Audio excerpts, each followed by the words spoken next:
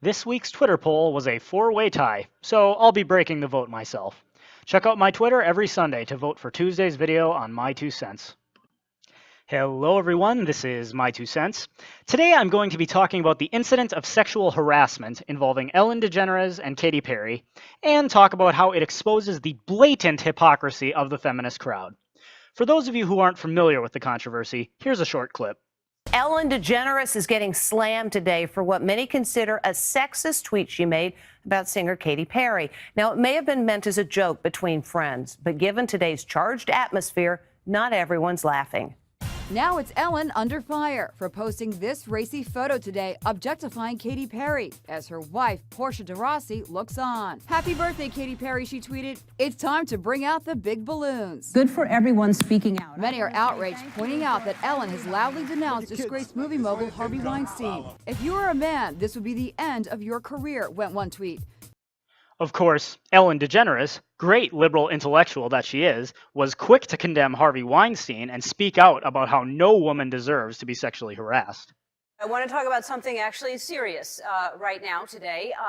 If you're on any kind of social media, I am sure you've seen the hashtag #MeToo. Everybody has seen #MeToo, right? Okay, it was started by actress Alyssa Milano. She tweeted out, "If all women who have been sexually harassed or assaulted wrote #MeToo, as a status, we might give people a sense of magnitude of the problem." So millions of people have come out posting #MeToo. I applaud them all. I think it's brave, and I think it's important to speak out and not be shamed by anyone.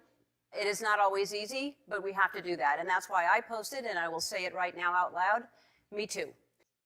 So, Ellen is a huge supporter of women being strong, standing up to sexual harassment and sexual assault. Yet, she doesn't see any problem with ogling a beautiful, busty woman like Katy Perry, despite the fact that if a male talk show host, or at least a male conservative talk show host, did the same thing, there would be rioting in the streets and his career would be over. Let me say a few things up front. First, I'm not saying that I think men should be able to say anything to women and be able to get away with it without any backlash. I believe there is such a thing as common courtesy. However, I also believe that lewd comments or visual ogling, while often distasteful, can't hurt someone and is not a form of sexual assault. Haven't you ever heard the old saying, "Sticks and stones may break my bones, but words can never hurt me"? It's wise advice. People say all kinds of things, but only you can let words bother you. We ought to retool that phrase. How about, "Sticks and stones may break my bones, but words can never rape me"? Now there's something more women need to hear these days. Honestly, ever since this whole hashtag #MeToo thing started, it's like every feminist out there has become so desperate to claim victimhood that they've posted stories about getting catcalled and called it sexual assault. Get real. Again, we should have standards of common courtesy. I'm not saying that employers don't have the right to enforce standards of conduct in their own workplaces or anything like that. What I'm saying is that words and non-physical actions, however distasteful, can never and should never be treated like sexual assault. That's an insult to women who have really been the victims of real sexual assault, like rape. Further, I thought feminism teaches that women are just as strong as men and deserve to be treated as equals. Yet, if a man ever complained about receiving sexual comments, he'd probably be expected to just buck up and take it. Family, we need to talk. Your father was sexually harassed at work today. What? That's right.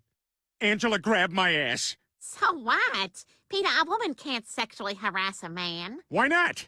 I don't know. It just doesn't make any sense. I mean, guys like being touched by women. It's not harassment if you like it. But I didn't like it. Ellen DeGeneres is a liberal, a lesbian, and everything else that the feminist crowd reveres. So despite some people pointing out her double standard, her career will continue virtually unfazed. However, I think this whole incident has pointed out something even more significant. That thing is, you guessed it, that the litmus test for determining whether or not something is or is not sexual harassment turns out to be the person performing the action. If a sexual predator like Harvey Weinstein stares at a woman's breasts, oh golly, that's harassment. Heck, it could even be assault. But if a lesbian liberal like Ellen does it, oh no, that's nothing wrong. It's just some little harmless flirting, right? Check out this hashtag #MeToo tweet from 22 October. Just now, man came and stood on the same Step as me on the down escalator, made a kissing noise, said, "Where are you going?" Hashtag me too. Oh, so a man made a flirty remark to you and you didn't like it. Golly, you're a victim of sexual assault. Yeah, I bet he was probably old and gross, right? But wait, what if he'd been young, ripped, handsome?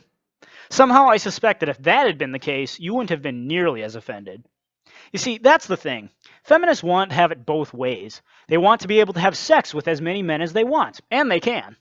They want to be able to dress like hookers and get looks from strong, attractive men, but simultaneously, they want to have the right to have unattractive men jailed for having the audacity to say something like, "Hi, you're looking nice today."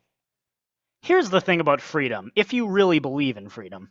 If you want the freedom to make your own choices, then you gotta be willing to afford that freedom to others, even if it means they'll do things you don't like.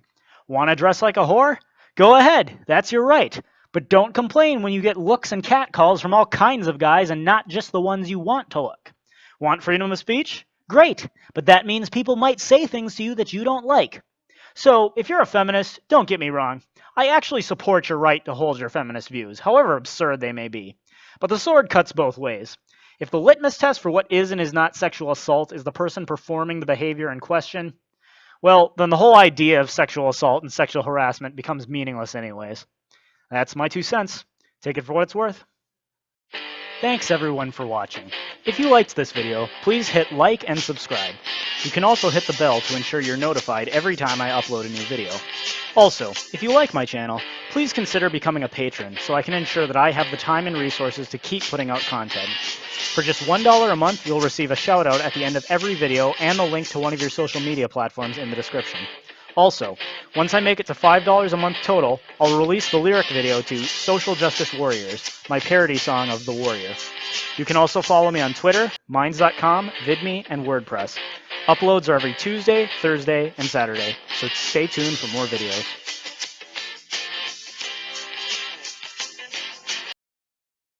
I got sexually harassed at school. My chemistry teacher, Mr. Taylor, rubbed my shoulders for 35 minutes in class the one day I didn't wear a bra. See, Peter, that's harassment. An older man, a weak younger woman. He could have taken advantage of her, forced her to do things to him. He did. Awful things. See? But you, it just can't happen.